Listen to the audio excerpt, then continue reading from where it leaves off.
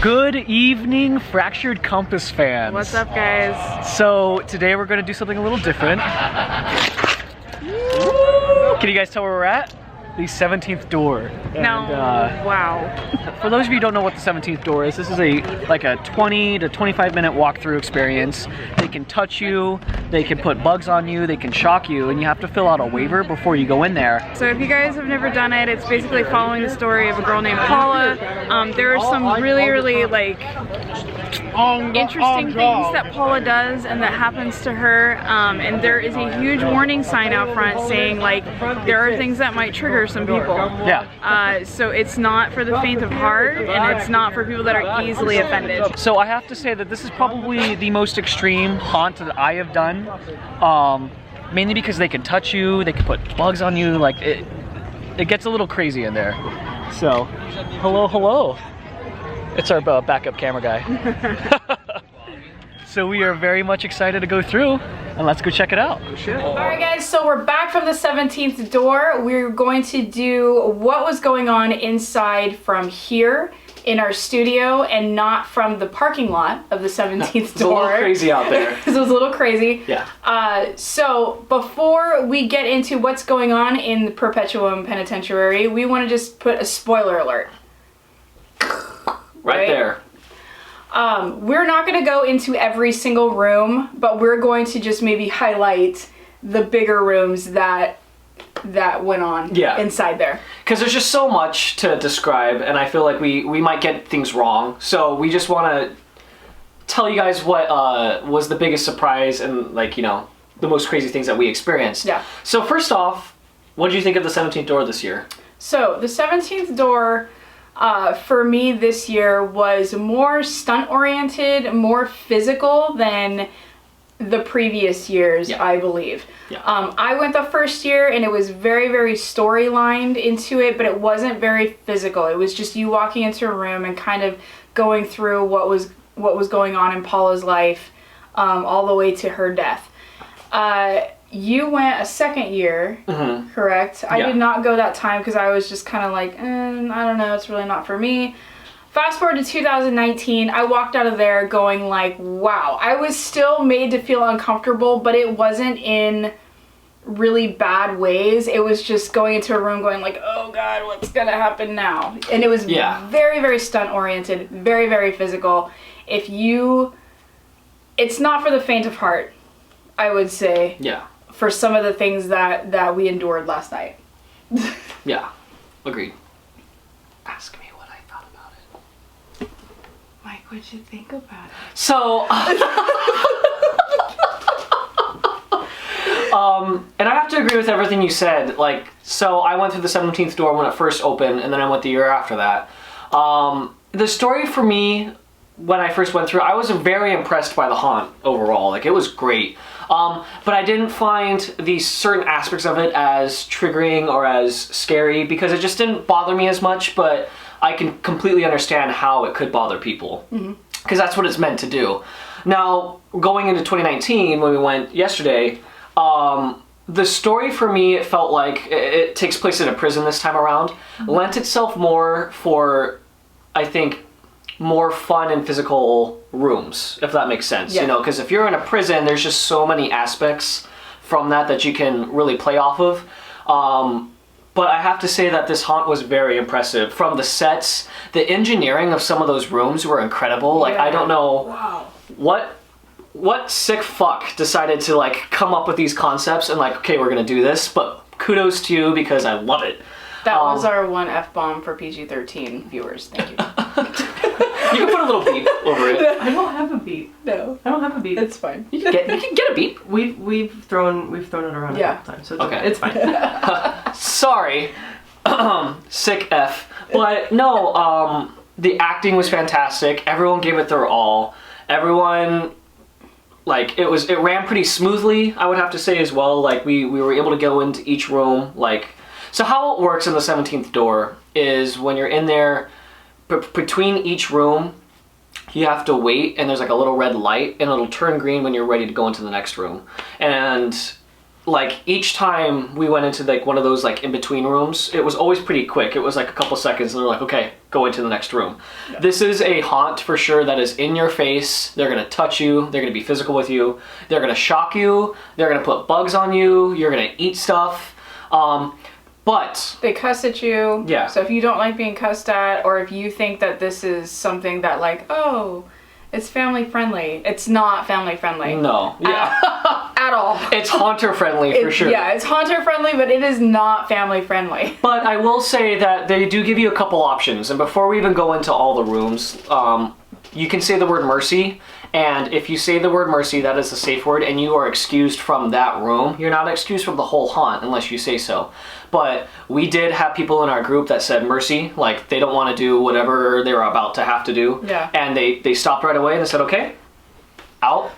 Did they stop right away, or did they kind of heckle you a tiny bit? Well, they heckle you. They heckle, but they don't do anything. As soon as you say mercy, they're like, you know, get out of the way then. Okay, like, move, and they'll just push you off. Yeah, now, I wanted to clarify that. Okay. If you don't leave the room, unless you're like, I absolutely want to get out of this room, you are just pushed off to the side, and then you can watch your fellow people endure what is happening, which I thought was really cool, because I thought you were just going to get pushed out of the room, and then you kind of like... Yeah, and you were still able to watch. But no, yeah, we were just standing off to the side, and I was still able to watch, so that was kind of cool. Yeah, and the second option for you not having to endure some of the shocks or the physicality is the mercy pendant. Now, the mercy pendant does not mean it's essentially it's a $5 extra charge, and you get a glow stick, and you just go through the haunt, and the monsters will see that you're wearing the glow stick and say, okay, he or she is not getting the extreme like shocking and stuff like that, but they will still touch you.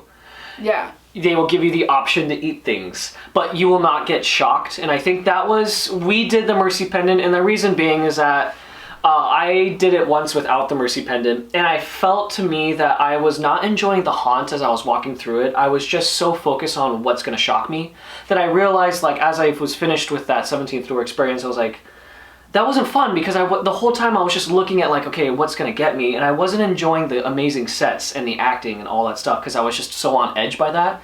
And I suppose that's the point, but for me it just didn't work. So I don't mind the physicality of it, I don't mind the eating or putting bugs on me and stuff, I just don't like getting shocked. And that's why I got the mercy pendant. So I definitely got called a pussy. Yeah. And I thought that was funny. Like, they were all like, oh look, the pussy pendant over here, get on over. And like, it was fun because, I mean, I don't really give a shit. I don't want to get shocked. Yeah, and it's not going to opt you out of everything. It literally is only going to opt you out of not being shocked. So you're going to endure 98% of what they're putting you through. It's just one room that they were like, you're going off to the side. And then the very, very final room where they were like, you need to go through the middle. And at that point, I was like, I would have rather just have gotten shocked than what I had to endure in the middle. So now I'm all like, So, let's talk about the rooms themselves. First off, you have to sign a waiver. Yes. You do two things when it comes to the waiver. You sign it, and then the very first room that you go into is a mugshot room, and you look up into a camera and you say, I signed the waiver. Seriously. You are not allowed into this haunt if you do not sign the waiver and say to the camera, I signed the waiver. It is airtight. Yeah. So be ready for that, okay? You are signing your life away. And let me tell you something. That waiver has a lot of information on it, and you need to read it. You need to read it, because I think a lot of people, as they were exiting, and we were kind of listening into the conversations, they were saying like, holy shit, like, that was crazy. And it's like, well, yeah, this is an extreme haunt. It's a great haunt. It's fantastic. The quality is like 10 out of 10, but they're going to do stuff to you that other haunts haven't, and I don't think a lot of people believe that. So read it. Just read it, okay? But they not only do they have those waivers, and not only do you say that and people understand, but they have gigantic signs. Yes, we'll put a clip. I filmed it. Gigantic signs outside as you're going in, going, you're gonna get hit with stuff. You're gonna get welts on your body.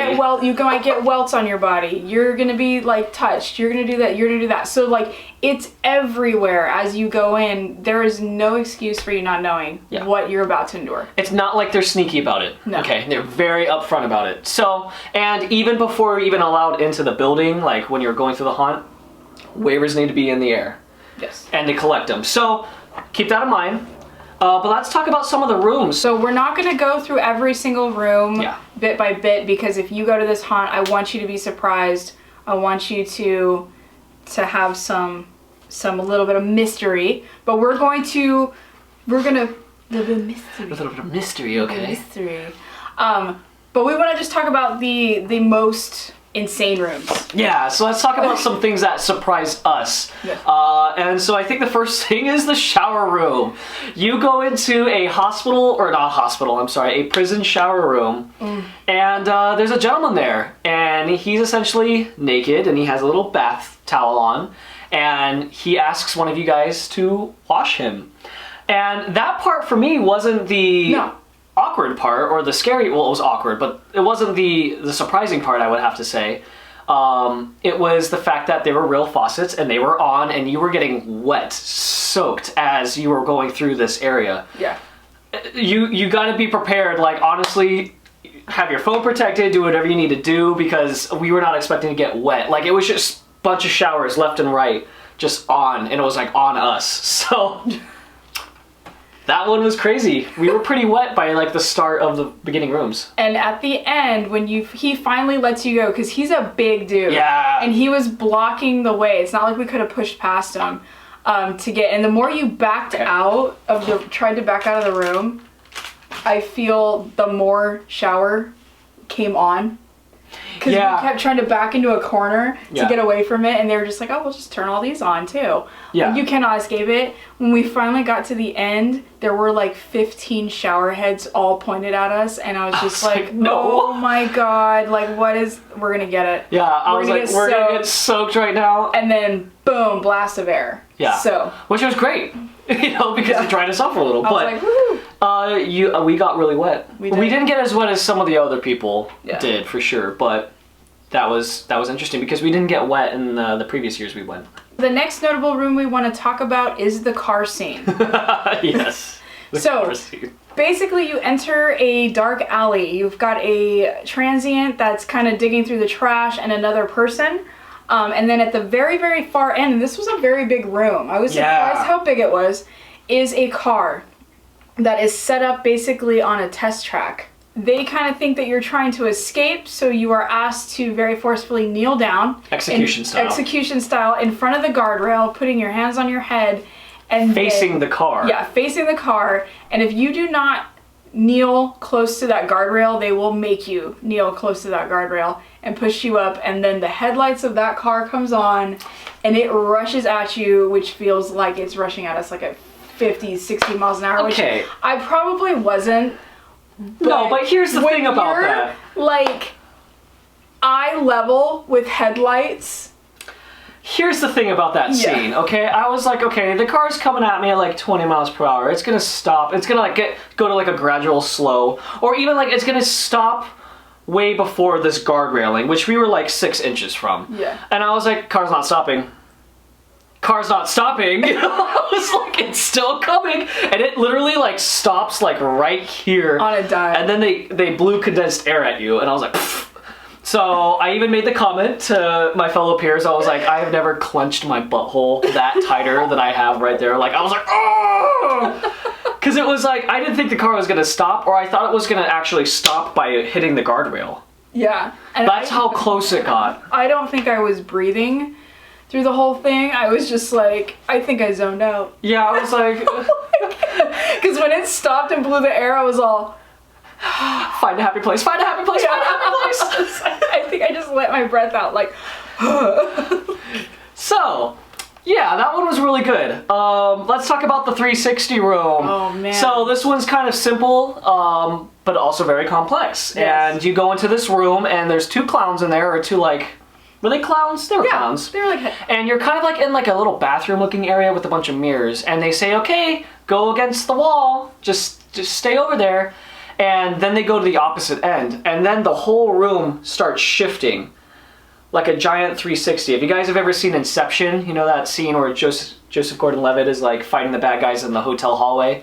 It felt like that. And so like we eventually had to start like climbing, like rolling to make sure that we were level, because the whole room was spinning in a circle. It spun and then it stopped, and then like Mike and I are on the other side. Arl and the other guys are the smart ones and like go over, and I guess me and Mike were just like, if we die, we die together. I don't know. Yeah. It was like an unspoken moment. Yeah. Because like the clowns all like, what are you guys doing? Yeah, they like pulled us. And then we're like ran to the other end just as the room starts to tilt back the other way. And if we had stayed on that side, we would have flown over to the other side and like hit. And the clown just got up in her face and was like, you almost didn't make it. Like, it was just disorienting, and I just was taken back by it, and I was like, I don't even know what way's up, what way's down. But and it does make you kind of dizzy, and then when we went out, Mike falls down the stairs, and I'm just looking at him like, what is wrong with you? And like, I don't know. I'm so disoriented myself. Yeah, well, yeah. I just couldn't understand why Mike was falling, and... Okay, to my credit, it was dark when you get out of the room, and there was steps, and I was just I just lost my footing. But I was totally concerned for you, but my brain wasn't functioning, so I just kept staring at you going, why is he falling? Why did I trip down the stairs? But yeah, that was great. So let's talk about the...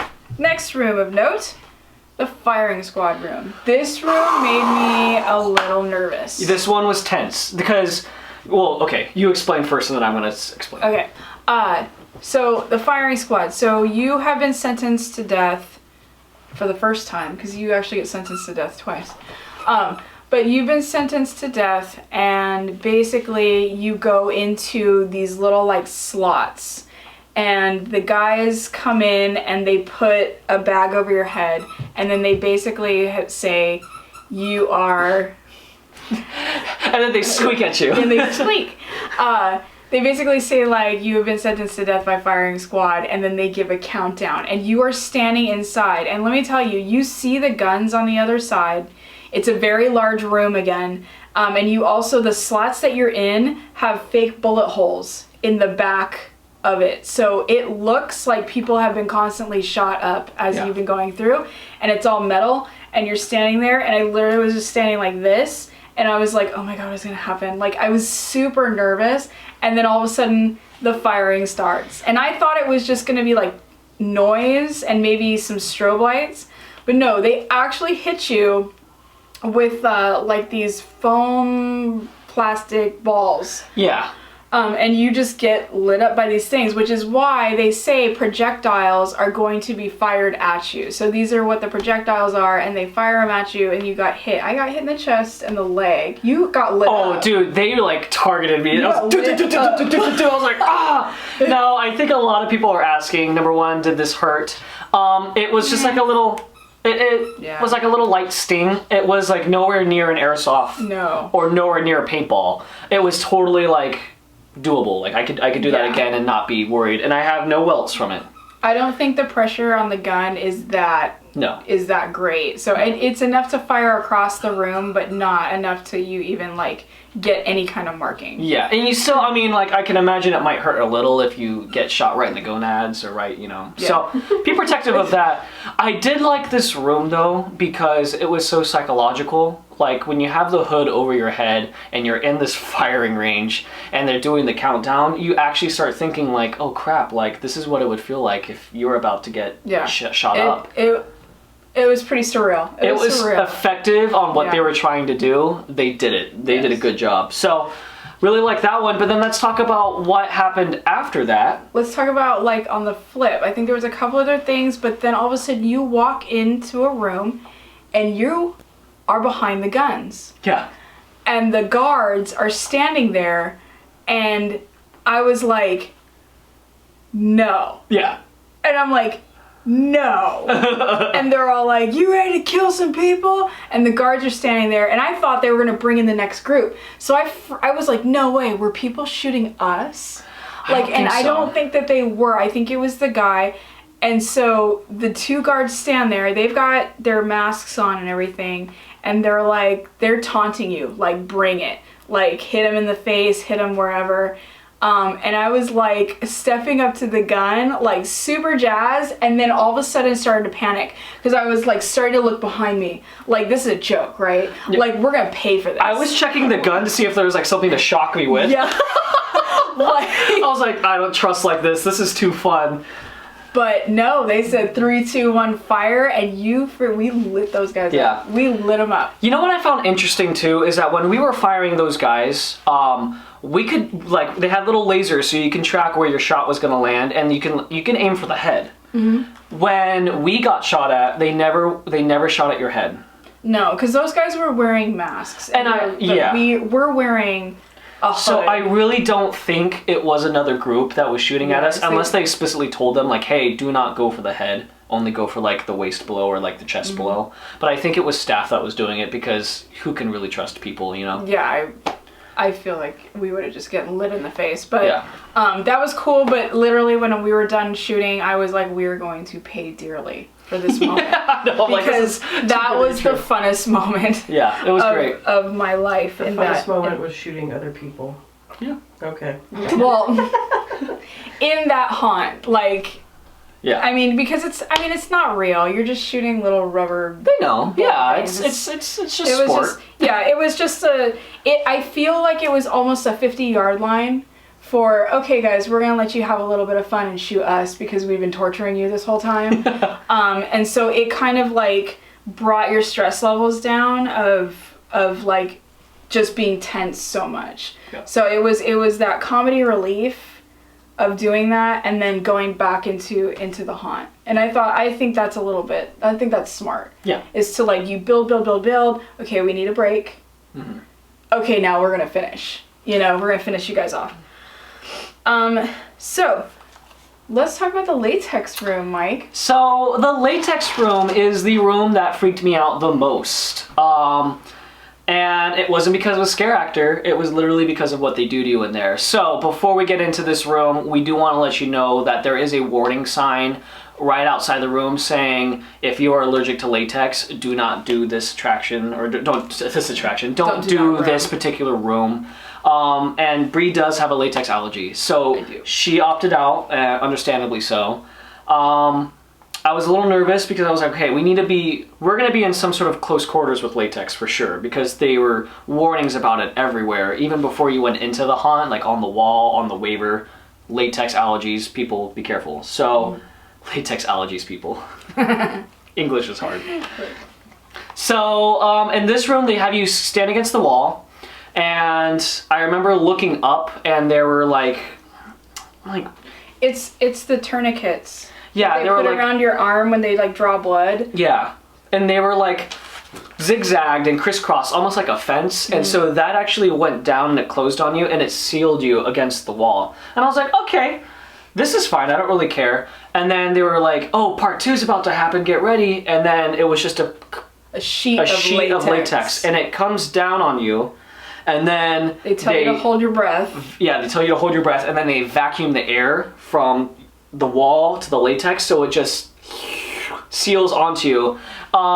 You couldn't breathe for like 4 seconds. It was really tight on there. And then they let it go.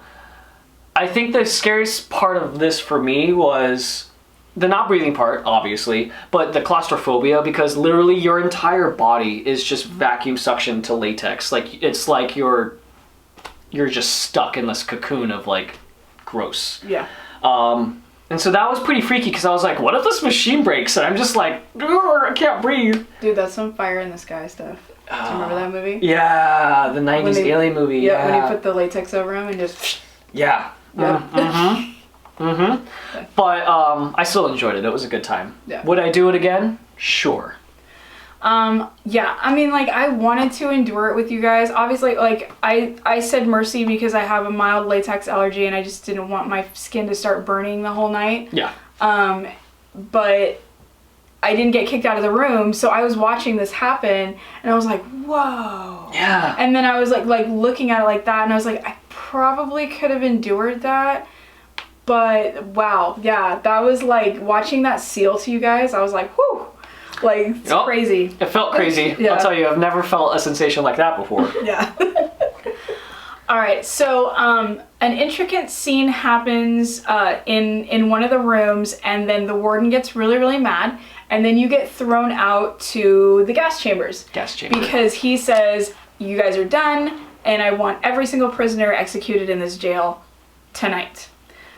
So we say our last goodbyes to each other in a room, and then we are led out to the gas chambers. Now, as you go into this room, it is also a very large room, and you have a series of stalls in front of you, and the stalls are only big enough for your body.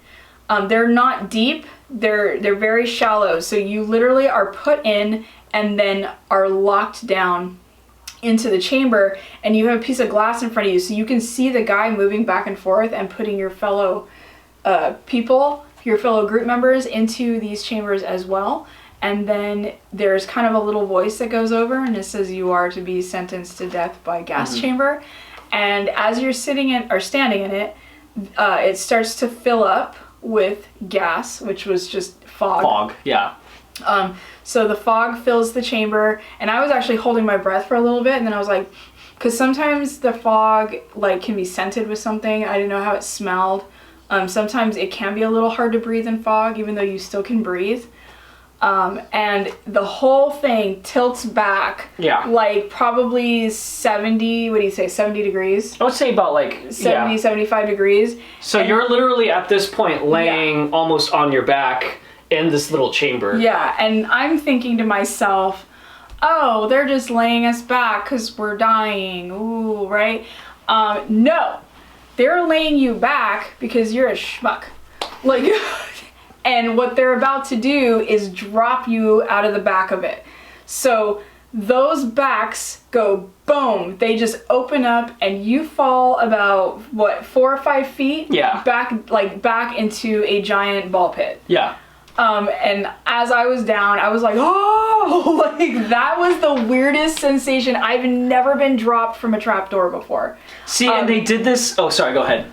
You said they did it last time, right? They did it on one of the years, but you like went into like a little casket, and it was only like 2 people that were selected to do it. So I had a feeling that they were gonna do something like this, and so when they put me in my gas chamber, I look and I can see a little slit in between the 2 like doors that open, and I saw a bunch of like little balls. Okay. And I'm all, oh, they're gonna drop us. And the guy, the monster, banged on my window and was like, no peeking! And I was like, I already know what's happening, okay? So I was at peace with it. I was just like, just stay calm. Just enjoy the ride. And I had no clue. Yeah. So when I got dropped back, I was like, oh, shit. And like came down in the ball pit. And then my first thought was just, we just were all laying there. I was like, what just happened? I was like, I don't even know. I didn't even see the chambers anymore because I was so disoriented what happened. And then he's like, get out of my pit. And as I'm crawling out, I have problems getting out of ball pits because it's hard. Yo, yeah. It's hard. And it was a deep ball pit. Yeah, like, it was you were basically swimming out, and then I started going like, oh crap, my phone and my wallet. Like, do I still have my phone and my wallet? Because they were in my back pocket. That's the scariest part of the night. Did you lose your phone? Did you lose your phone in the ball pit? I was like, oh crap, but I still had my stuff, so it was good. Yeah, that was real, and that, you know, again, that was one of those things that I was thinking about, and I was like, damn, the engineering on that, like, machine, like, because what, you can fit, like, 5-6 people in those gas chambers, and it all lifts. I think you could fit more. You think so? I don't know. We didn't really get a good look. It all happened so fast. I know. But it was a very big machine, and the fact that, like... I was thinking 12, but maybe that's not damn. Right. Well, maybe. I don't know. Either way, fantastic. Yes. And I think the last room we're going to talk about is our final room. Yes. So essentially, you are with a prisoner, and she's telling you to escape. She's dug 3 tunnels out of her cell. We had the mercy pendant, so she told us you need to go through the middle tunnel, and then she told the other people in our party, go to the left and the right tunnels. The left and the right tunnels had things that shock you in it as you're crawling, like the little strings that have... Like rubble. She said just push past the rubble. Yeah. So they were getting shocked, and I actually heard them. They were like, ow, ah! And then our tunnel in the middle, they had like what is it called? Like okay, so you know, if you ever go through the ones where they have the 2 airbags that blow up and, you have to, like, they squeeze together and then you wedge through, you walk through it. I've walked through a ton of those. In fact, Origins has one this year, at Not Scary Farm, where you walk through those airbags, but they're soft airbags. The airbag in the middle was a vinyl airbag, and as I'm crawling in, I'm not too fond of crawl spaces, but I was like, man, whatever, I'm just crawling through, because I was like right there with Mike, so I was like, oh, I'm just gonna follow Mike through the crawl space and we're good.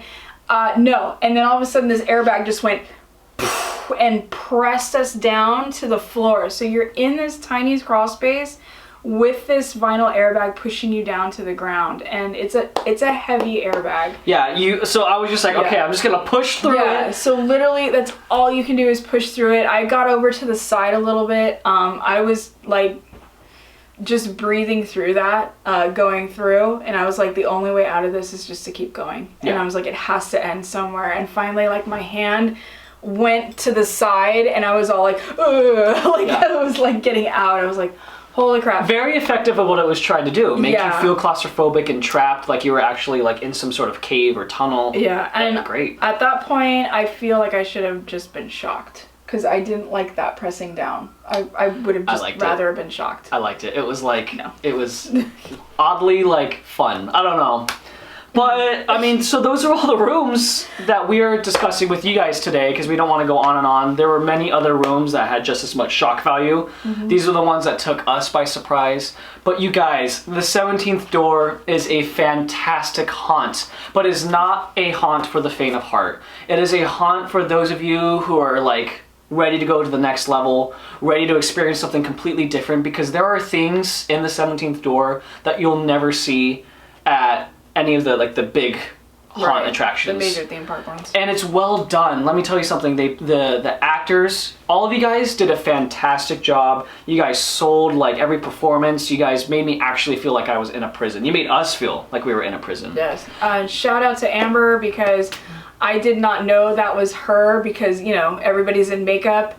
And before we even got into the first door, I was already nervous because she was staring at us from that window, like pointing, and I was just like, oh man, oh hell, we're gonna get it. Yeah, I was like, we're done for. The sets, guys, they were fantastic. If you guys want to see like just complete immersion, like you are actually in a prison facility, go to the 17th door. And I think the third and final thing is just the wonderful sense of fun that is with it. Now, everything that we just told you guys sounds really heavy, and it is heavy. I'm gonna tell you, like, it is psychological, but don't let that detract you from thinking that this is a fun haunt, because it is. I cannot recommend it enough. Like, 5 out of 5 stars. It is great.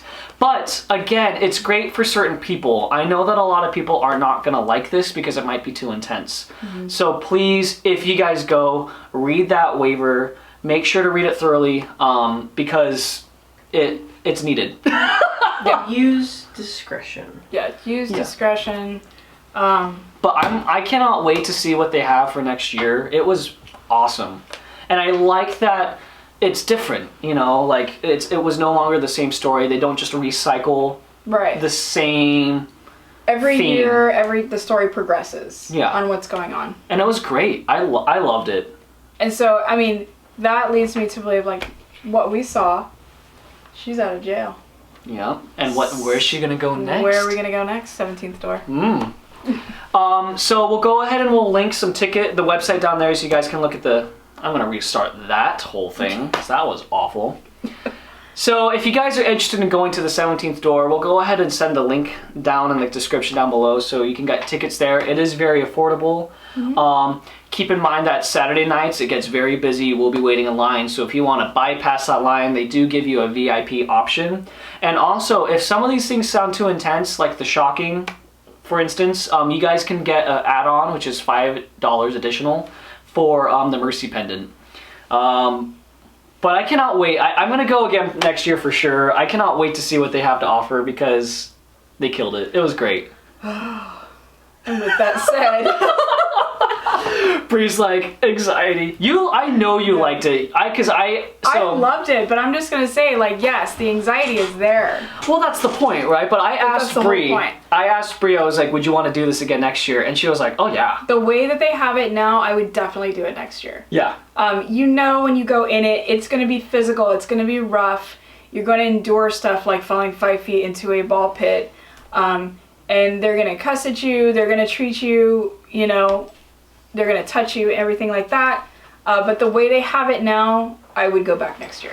That was great. Yeah. So, thank you guys so much for watching this video. We hope this helped you guys understand a little bit more about the 17th door and maybe if it's the right haunt for you.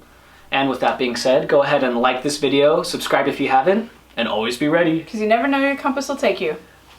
Bye! Like a penitentiary. Oh no, no!